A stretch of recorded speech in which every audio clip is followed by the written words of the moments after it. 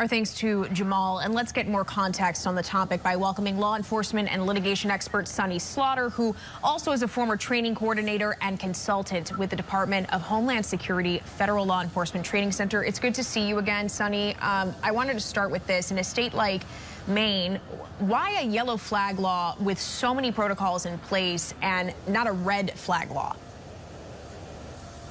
Well, apparently each state wants to do it differently. You were spot on in your earlier introduction. We are not even looking at all 50 states that have this law. But and I think their process around the yellow state law, the yellow flag law, seemed like it was more intentional about medical professionals. But as the senator said, there are gaps. And what happens when you don't have the medical professional to do that part? So whether it's a red flag law or a yellow flag law or the extreme protection risk law, there are too many gaps in the law and the actual implementation of how it is supposed to protect individuals. Well, I mean, you talk about, because it depends, it's patchwork basically, but at least 20 states have red flag laws.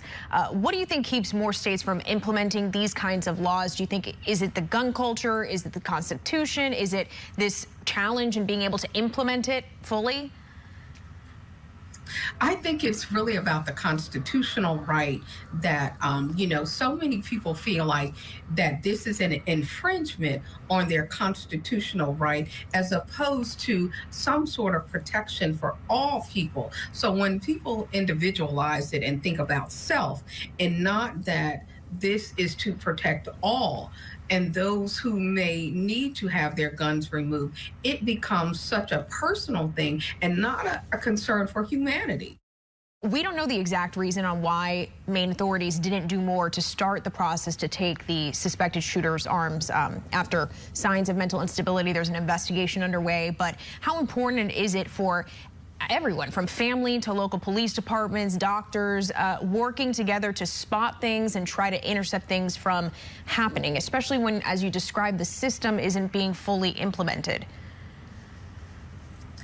I think the family did all that they could based on the information that's currently available to the public. I think the family was making noise and they were saying something is wrong. I think the police went out, but there was a breakdown in whether they left it to someone else to do it.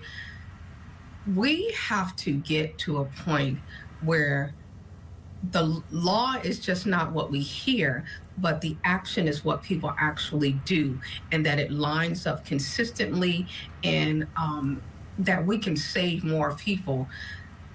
We have to keep doing this, but unfortunately we are continuing to have these experiences. And Lauren, as you cover these stories, you all really bring out the need. This is problematic. The system is not working, but we actually need to do this state by state because things are different in every state.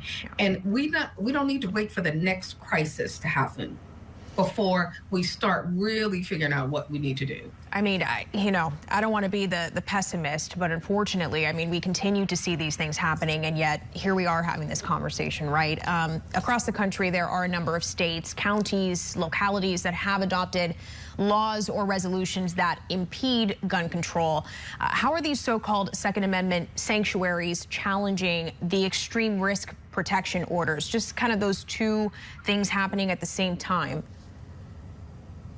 I think the challenge becomes where people don't want to recognize that danger exists. It is not that people don't want you to have guns, that your Second Amendment rights and that the sanctuaries are kind of giving something to where people don't want you to have it. I mean, it's so convoluted and hard to explain. It is important that we have these protection orders in place. This is not an issue about whether people can have guns, because they do. It is their Second Amendment right. But there are times when they should not have them if they are going against what is necessary to protect communities, individuals, and people at large.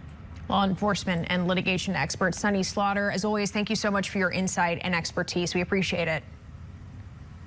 Thank you.